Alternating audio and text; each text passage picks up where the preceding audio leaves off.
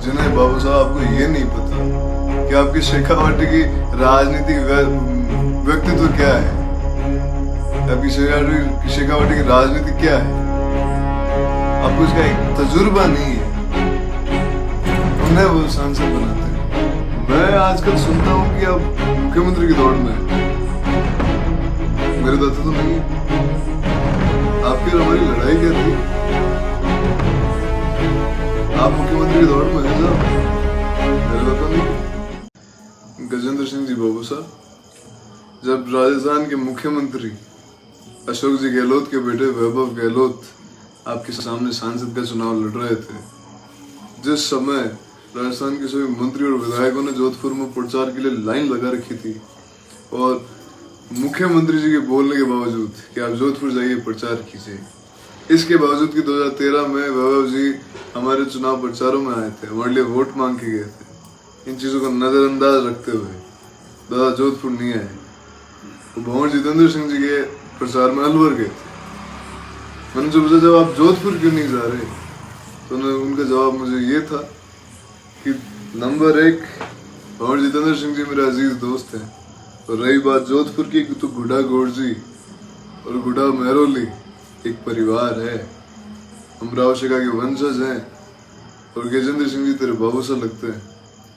जब उन्होंने ये कहा तो मेरे मन में एक भाव आया आपके प्रति सम्मान का, और जब मुझे ये पता चला कि दाता आपकी माता जी के देहांत हो गया और दादी साहब का देहांत हो गया और उसमें बैठने के लिए जा रहे हैं, तो मैंने उनको कहा मैं भी साथ चलूंगा, शायद आपकी याद नहीं होगा।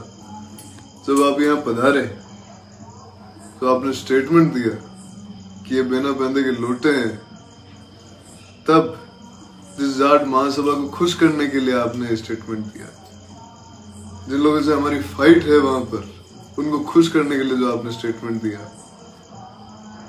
आप उनसे एक बार पूछिए कि वो सुमित्रा सिंह जी को बिना बंदे का लोटा कह देंगे क्या?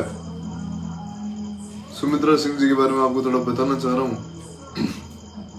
आप शेखावाटी की धरती पर पैदा तो हैं, पर आपको शेखावाटी की राजनीतिक भौगोलिकता का पता नहीं है मेरे हिसाब से।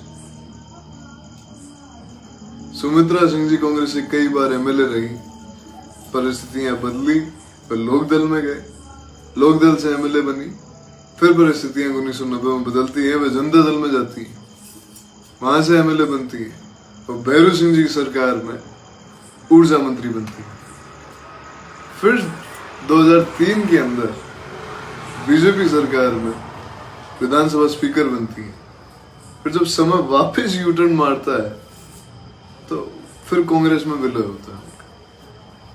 श्री राम जी ओला, जाने माने किसान नेता, आज के समय भी उनको लोग उनके तात्पर्य लोग उदाहरण देते हैं कि श्री राम जी ऐसे थे, हम भी सुनते।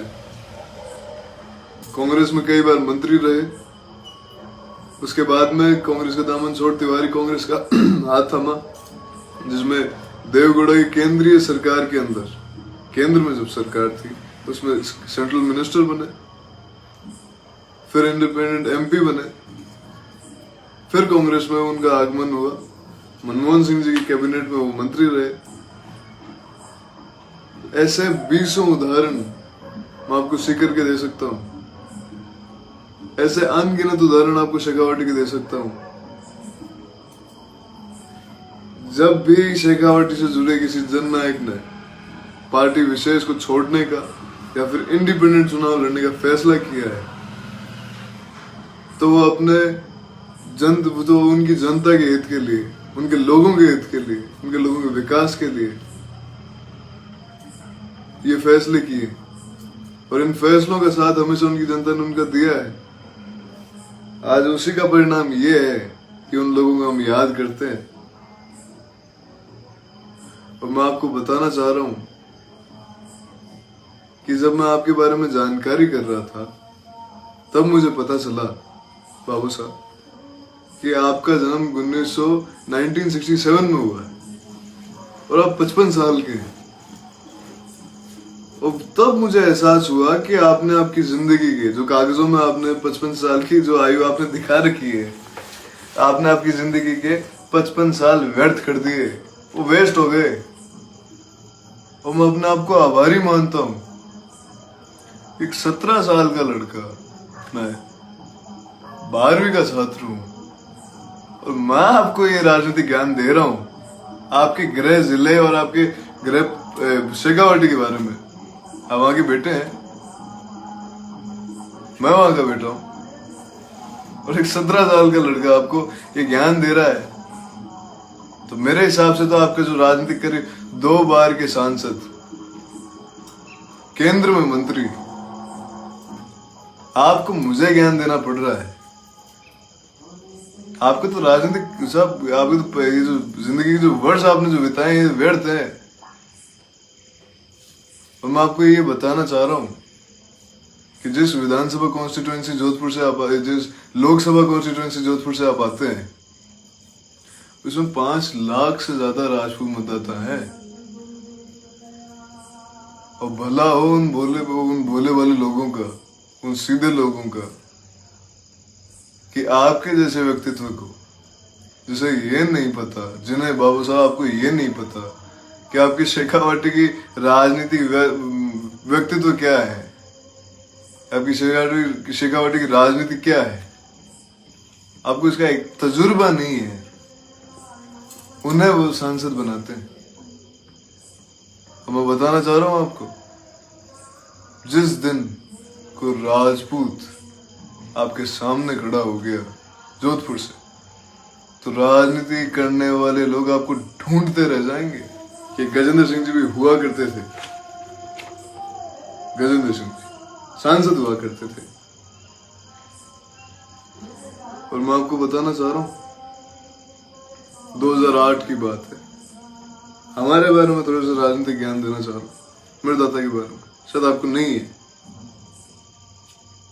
शायद आपको नहीं होगा। कांग्रेस की टिकट से हमारे सामने राजपूत कैंडिडेट था। देश की महामहिम प्रतिभा जी पाटिल उस समय 3 बार हेलीकॉप्टर से आकर और उनका प्रचार करके चले गए। 3 बार देश के राष्ट्रपति आकर उनका प्रचार करके चले गए। और उस चुनाव को हमने जीता था, हमने। मैं आजकल सुनता हूं कि आप मुख्यमंत्री की दौड़ में हैं। मेरे दादा तो नहीं है। आपकी और हमारी लड़ाई क्या थी? आप मुख्यमंत्री की दौड़ में हैं साहब, मेरा दादा नहीं है। आपकी और हमारी कोई लड़ाई नहीं थी। लेकिन एक छोटा सा ज्ञान और देना चाह रहा हूं आपको कि मुख्यमंत्री बनने के लिए किसी भी प्रदेश का, पूरे हिंदुस्तान में विधानसभा चुनाव लड़ना पड़ता है। और ये आपको एक निमंत्रण है साहब, बाबू साहब, आपको एक निमंत्रण है कि आप शेखावाटी के अंदर 21 सीटें, जुनू सिकर शुरू 21 सीटें, इनमें से 3 शेड्यूल कास्ट के भाइयों के लिए रिजर्व्ड है, शेड्यूल कास्ट के लिए रिजर्व्ड है। बाकी बची 18 सीटें जनरल की। आप इनमें से कहीं से भी आके चुनाव लड़के बताओ, और मजा तो तब आएगा जब आप मेरी उदयपुर वाटी से हमारे सामने चुनाव लड़ोगे। और अगर आप जीत गए तो सदा सदा के लिए ये राजनीति छोड़ देंगे, सदा सदा के लिए। खाती को छोलेड़ो और भाई को बोलेड़ो, आला का वास्ते लगा दे, आला के।